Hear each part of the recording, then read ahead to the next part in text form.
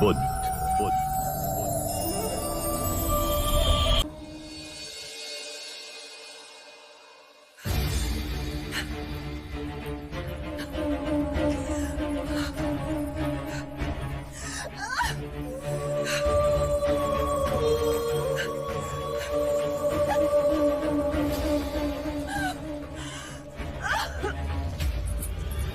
महादेवी, महादेवी क्या हुआ?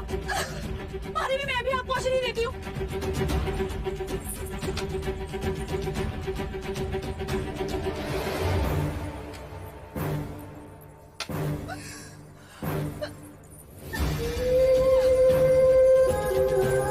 महादेवी ने तो औषधि ली ही नहीं।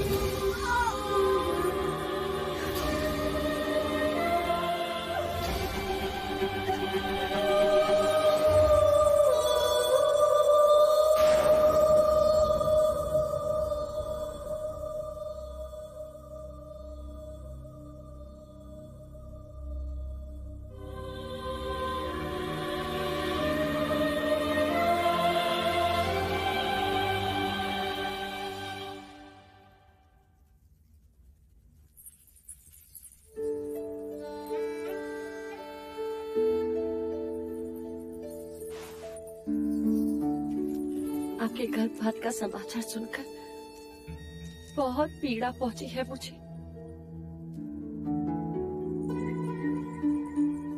मैंने सारे प्रश्न ही मिटा दिए मंगला दीदी। अब राम कृष्ण को एक साथ एक ही में देखेंगे, बस एक ही आंखों की शकुन वाली।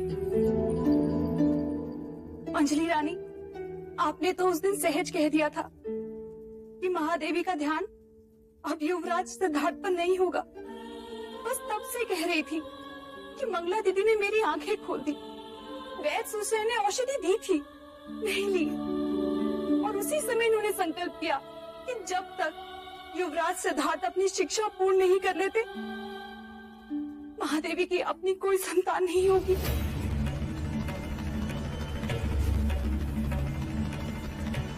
इतना बड़ा त्याग।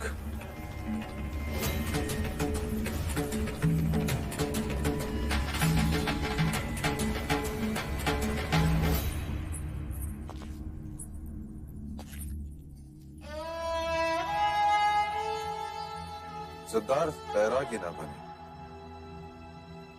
उस पर दुख की छाया ना पड़े, इसके लिए मैंने क्या कुछ उपाय नहीं किए। यहां तक कि मैंने यह भी नहीं सोचा कि शाक्य कुल का इतिहास मेरे विषय में क्या कहेगा। परंतु मेरे सभी प्रयत्न पर भारी है तुम्हारा ये त्याग देवी। देव, मैंने तो पुत्र प्रेम में केवल नगर खाली करवाया देवी।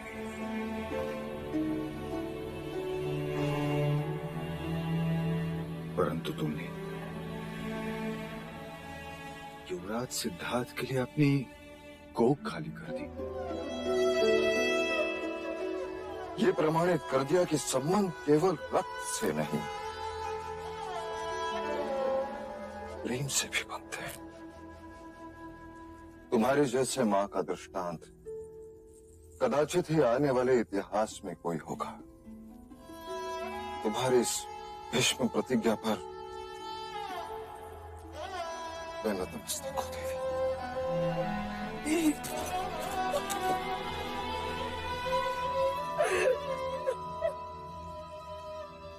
अब युवराज सिद्धार्थ के सम्राट बनने में मुझे कोई संदेह नहीं, कोई संदेह नहीं। कौशिका। जी महाराज। राजा अमितोदन को कहो कि मैं अब भी सभी गुरुजनों को मिलना चाहता हूं। जी।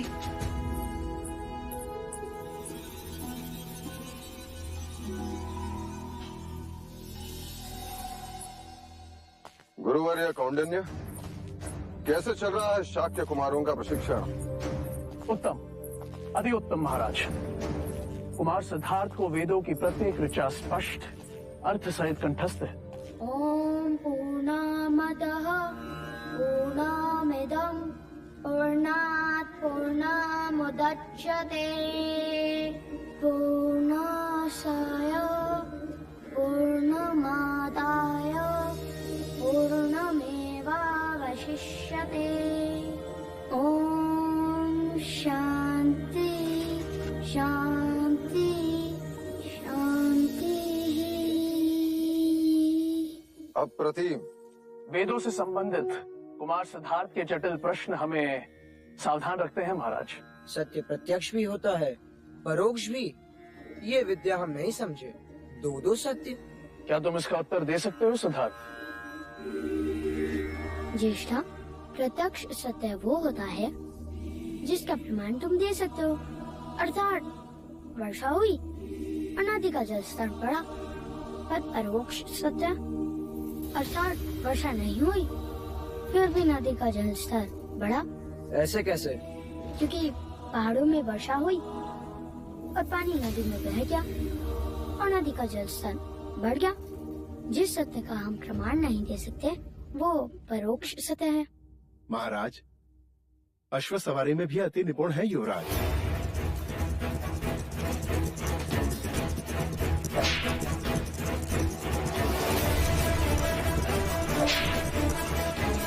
अश्व से मित्रता करना, उसके प्रत्येक संकेत को परखना, उसे थकाए बिना उस पर सवारी करना।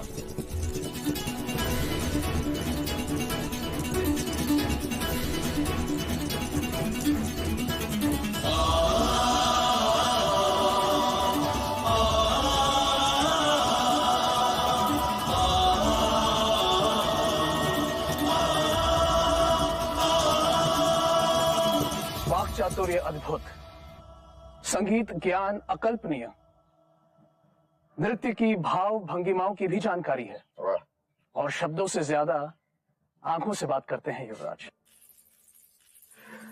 और शस्त्र अभ्यास आयुध विद्या में कितने पारंगत हैं युवराज?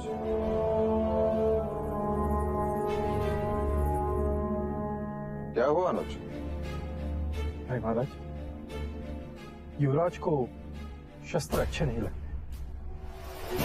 शस्त्र अच्छे नहीं लगते? एक क्षत्रिय को शस्त्र अच्छे नहीं लगते? इसका अर्थ ये नहीं है महाराज कि युवराज को शस्त्र चलाना नहीं आता, परंतु हाँ, शस्त्रों का उपयोग करना उन्हें अच्छा नहीं लगता। हाँ महाराज, केवल यही एक दोष है युवराज में। दोष युवराज में नहीं, दोष आप में है गुरुवर्य। मैंने आपको आदेश दिया था कि युवराज को ऐसा योद्धा बनाओ कि संपूर्ण भारतवर्ष की योद्धा उसके समक्ष नतमस्तक हो। अवश्य ऐसा ही होगा महाराज। मिट्टी में छुपे लोहे से तलवार बनने में समय तो लगता ही है, पर हमें धैर्य रखना होगा।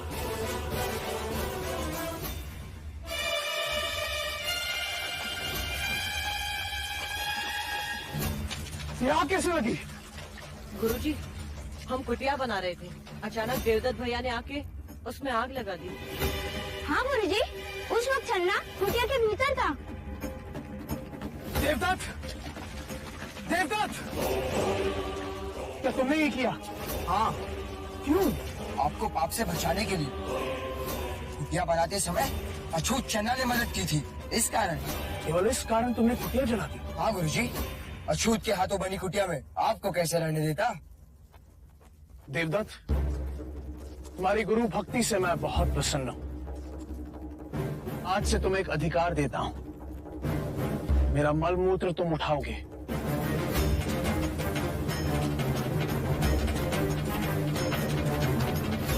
आचार्य, ये क्या कह रहे हैं आप? देवदत्त, क्या मैंने ये शिक्षा दी है तुम्हें? चन्ना साथी पुत्र है, अछूत है। वारण कर्म से होता है, जन्म से नहीं देवदत्त। आचार्य कौंडिन्य, आप ब्राह्मणों के विरुद्ध बात कर रहे हैं। मैं नीति के अनुसार बोल रहा हूँ आचार्य। न ब्राह्मण श्रेष्ठ है, न क्षत्रिय, न वैश्य, न शूद्र। सभी एक ही रचना के विभिन्न भाग हैं। ब्रह्मा के शीश से ब्राह्मण पैदा हुए, तो कंधे से क्षत्रिय, उदर से वैश्य और पैरों से शूद्र। तो क्या पैर और शीश की तुलना की जा सकती है? क्या पैरों के बिना शरीर चल सकता है?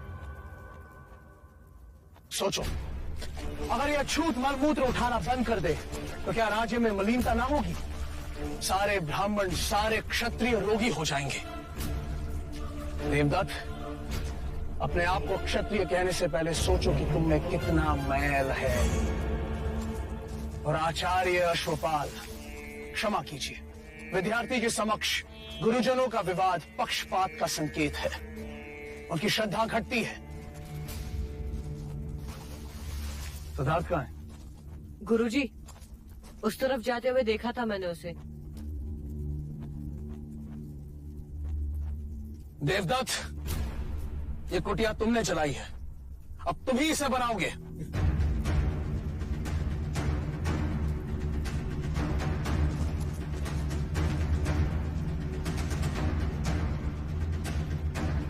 पक्षपात तो अब होगा आचार्य कौंडिन्य। देवदत्त को सिद्धार्थ से कुशल ना बनाया तो मेरा नाम आचार्य अश्वपाल नहीं।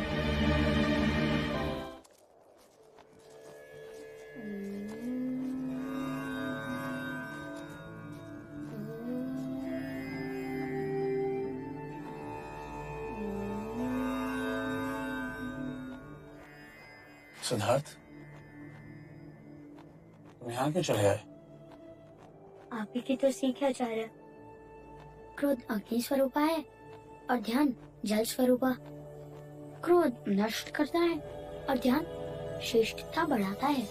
यदि मैं वहाँ होता तो ज्येष्ठा पर क्रोध कर बैठता, इसलिए यहाँ चला आया। सच कहा तुमने। आज मैं भी तुम्हारे साथ ध्यान में बैठना चाहता हूँ।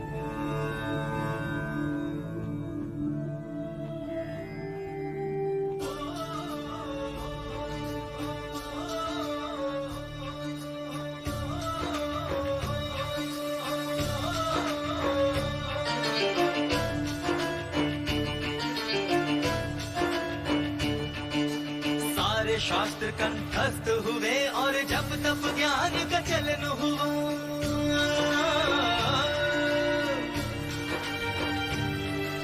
छोटे से बड़े, बड़े से छोटे, बिंदु सिंधु का मिलन हुआ।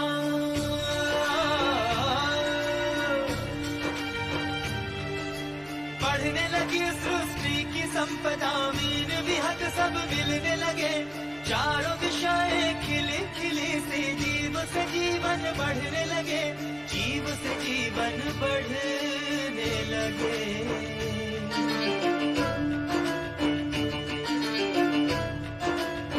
हो गति अश्व की, मति मनुष्य की, युद्ध नीति तलवार प्रहार।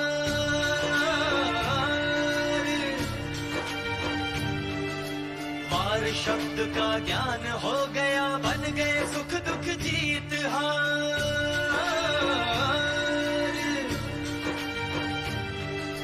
हवन ज्ञान का पूर्ण हुआ, विकसित हुआ ज्ञान भंडार। देखते देखते खिलने लगा, बीज से उपवन का श्रृंगार, बीज से उपवन का श्रृंगार।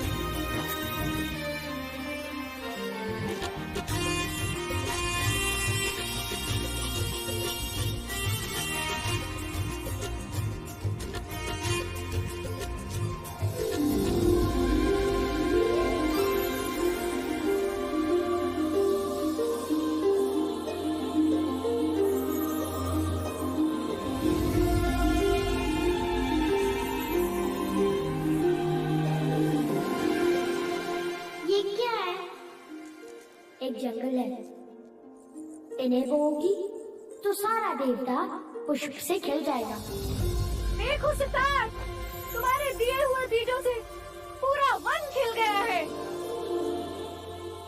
मैं आ रही हूँ कपिलवस्तु के कुमारों की परीक्षा देखने।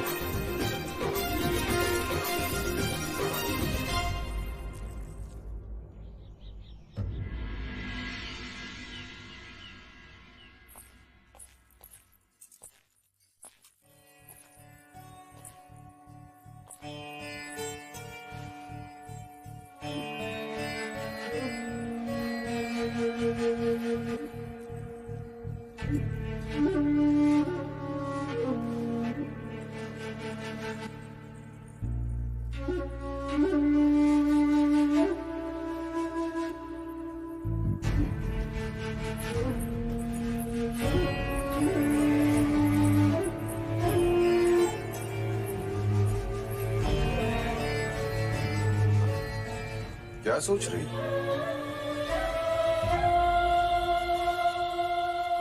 तुम्हारे हाथ कांप रहे हैं? हाँ देव, इस समय मेरा हृदय गगन ढोल से भी अधिक आंदोलित हो रहा है। जिज्ञासा तो सभी को है महादेवी। जिज्ञासा नहीं देव, भय। भय? क्यों?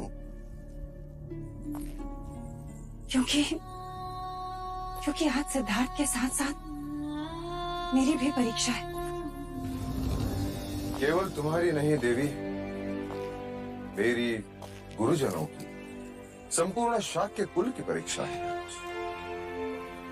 आज कपिलवस्तु के भविष्य और असित मुनि के वचन दोनों को परखा जाएगा। यदि आज सिद्धार्थ ने अपनी क्षत्रियता का प्रमाण नहीं दिया तो मैं अपने आप को कभी क्षमा नहीं कर पाऊंगी देव। तुम चिंता मत करो महादेवी, जो हवन निष्ठा से किया जाता है उसका फल भी अवश्य मिलता है। तुम केवल इतना सोचो कि हमने एक लोहे के टुकड़े को गुरुकुल भेजा था, अब तलवार देखने जा रही हो। चले।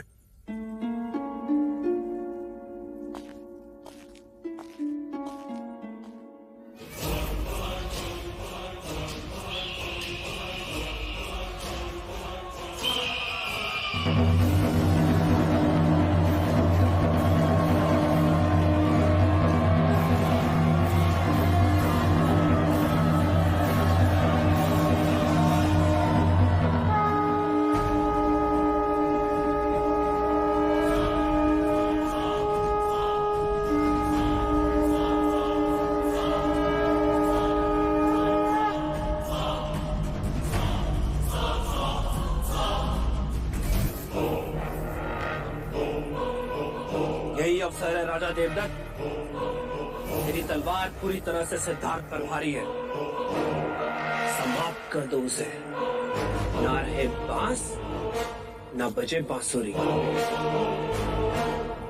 ना रहेगा सिद्धार्थ, ना होगा उत्तराधिकारी। राजगद्दी पर अपना अधिकार सिद्ध कर दो। गुरु अश्वपाल ने कहा है, प्रथम परीक्षा तुम्हारी ही होगी सिद्धार्थ समक्ष।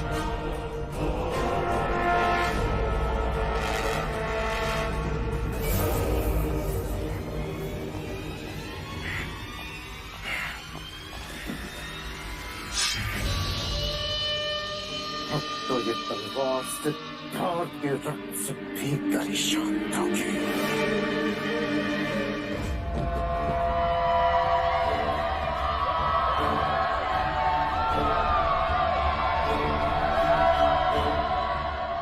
आज